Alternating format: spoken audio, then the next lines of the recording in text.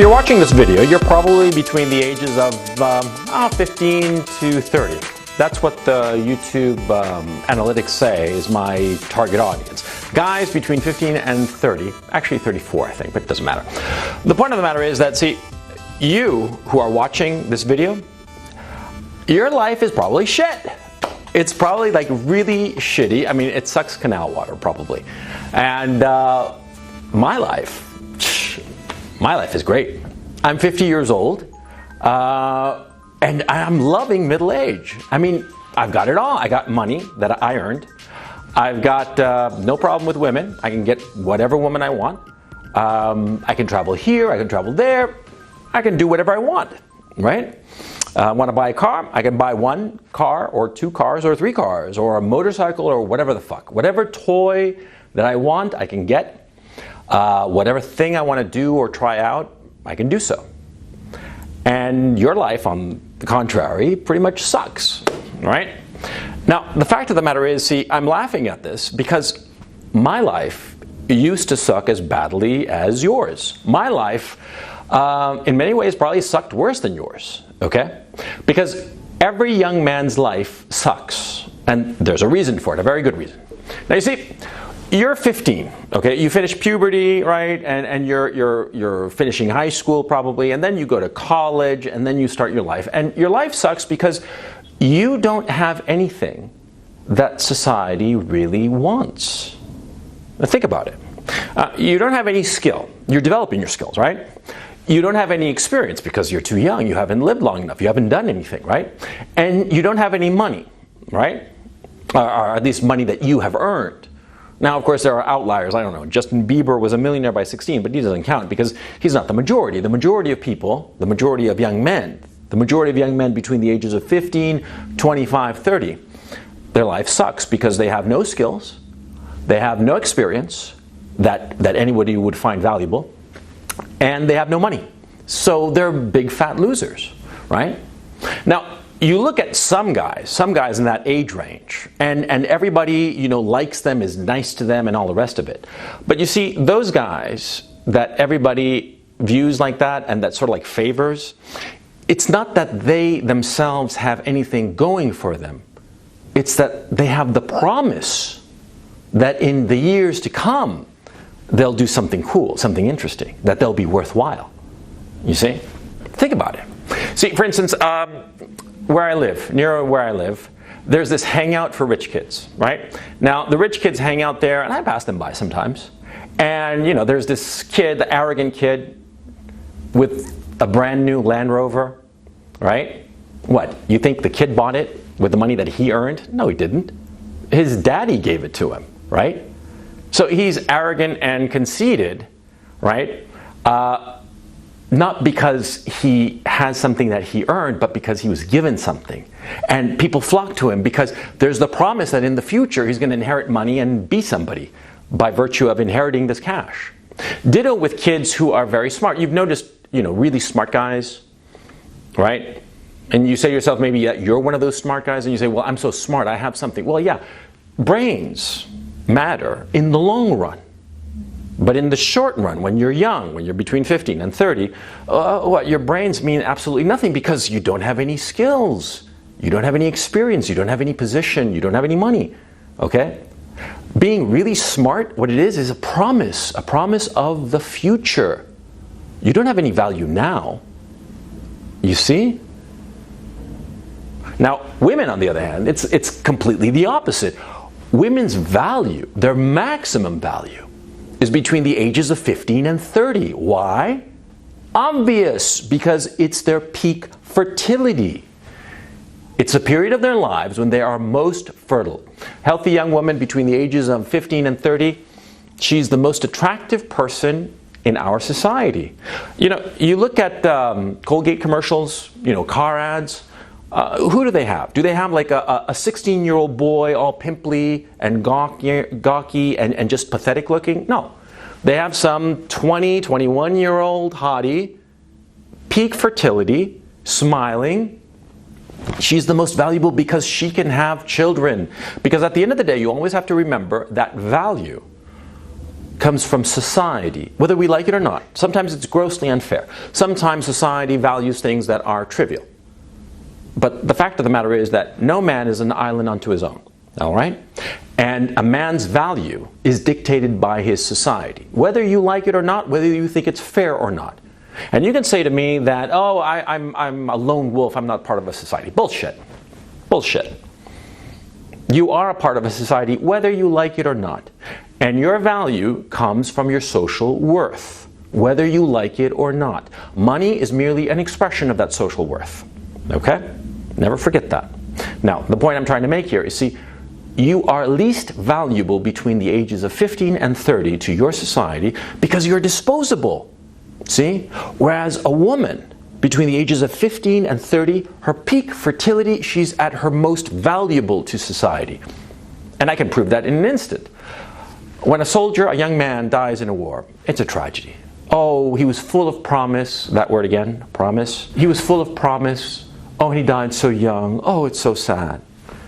But when a young woman, a 22, 25-year-old lieutenant or whatever, dies in battle, it's a national tragedy because she could have a kid.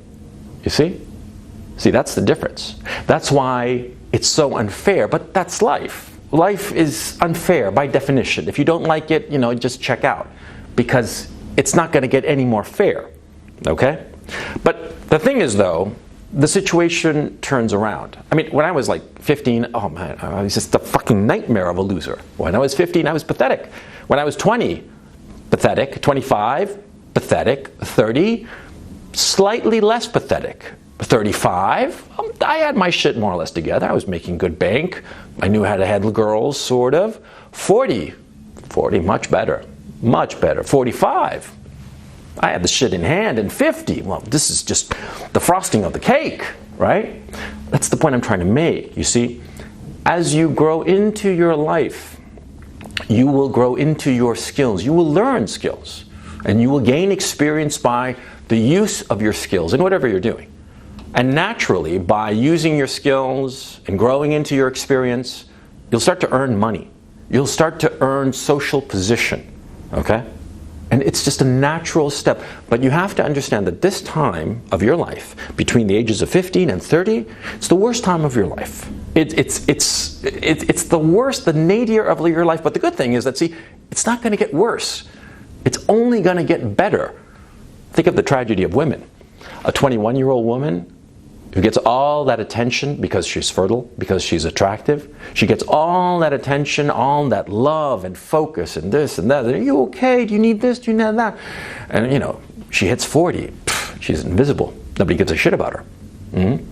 Then she's 50. She's like a black hole. Nobody wants to be around her. And if she tries to pretend like she's 21 when she's 50, when she's like a cougar, everybody laughs at her. She might get tossed a pity fuck or wind up with the absolute dregs of the sexual marketplace, right? A 50-year-old guy, I can date whoever I want. Girls flock to me. I don't have to do anything, One time, actually not that long ago, went to a real estate office. The secretary gave me her number, okay? And it was really funny because the exact same thing had happened to me a year earlier. In a different real estate office, in a different city, in a different country. I don't know why, but it is, see? Well, no, I know why, and I've explained it to you, see? You always have to be careful, though. See, when you're a young guy and everybody thinks that you're wonderful, it's because they look at you, look at the promise that you hold for the future. And there are some guys who skate their entire life on that promise. Look at Barack Obama, for instance. Barack Obama, all of his life, he has been coddled and praised and all the rest of it for the promise of what he would do in the future, but which he actually never achieved. Look at his career. He was, the first black editor of the Harvard Law Review, right? Did he do anything? No. And actually, there are a lot of stories of former Harvard Law School classmates. They talk about the Obamometer or something like that.